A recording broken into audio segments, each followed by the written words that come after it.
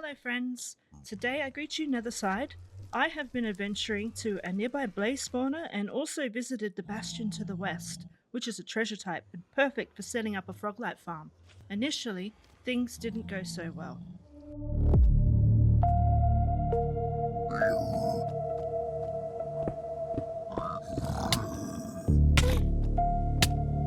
Death from above, and that wasn't the worst of it.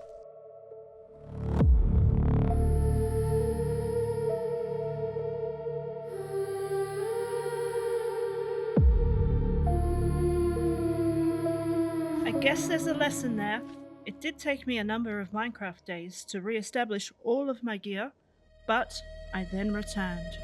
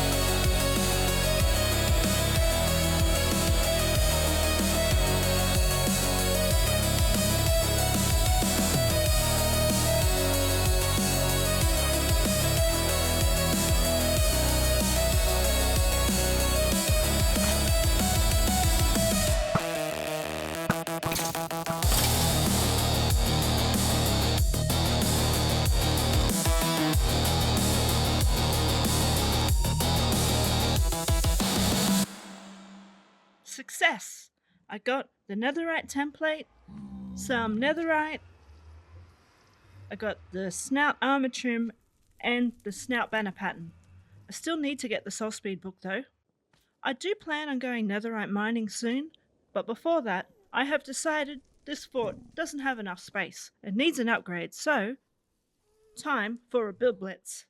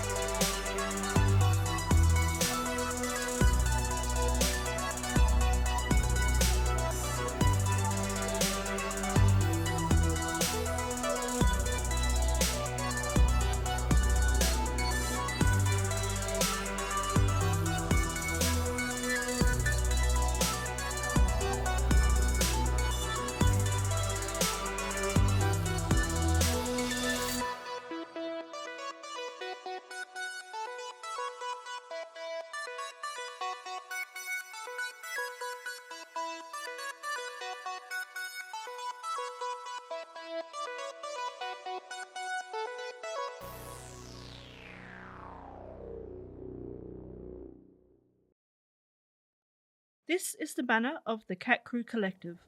We're the remaining crew from Whimsy's Bounty, which is me, and Lamau, and Crusoe. It is a small but efficient crew. Well, I do all the work, but anyway, the important thing is we have established our presence here as a formidable foe. Let's take a little tour. The main reason for this redesign was lack of storage space, and after I removed the roof above here, I felt like the fort needed to be a bigger structure. Excuse me. The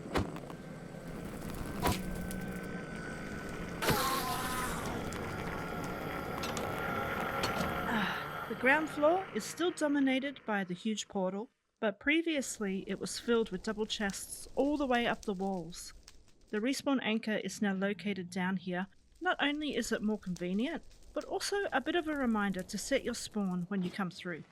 Let's head up to the storage room. In here, I now have plenty of space for all the nether materials. I do generally take back whatever I might immediately need or don't have much of in my base storage, but most stuff can live here until it's needed or I've run out of space.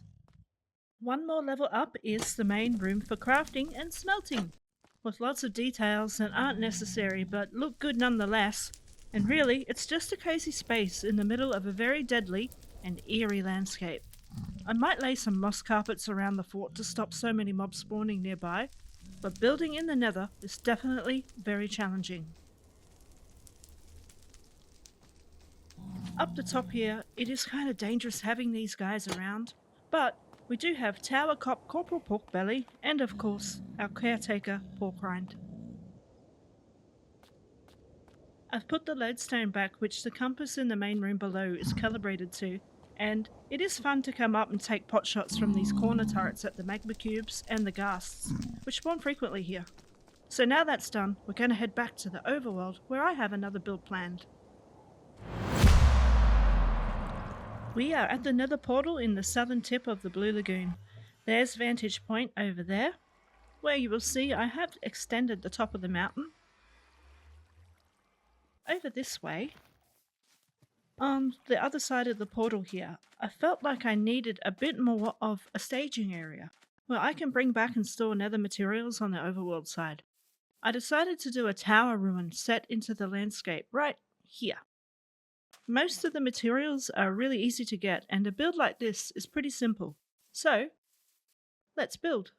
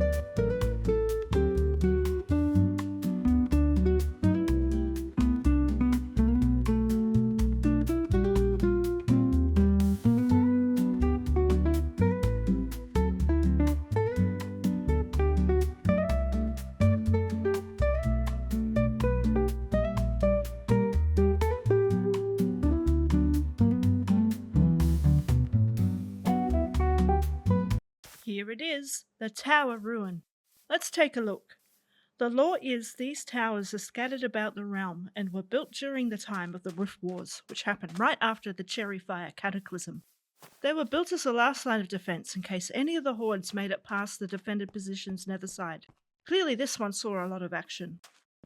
Got a bit of a basic setup in here, and scattered about are plenty of chests and barrels to store all the nether materials being brought through.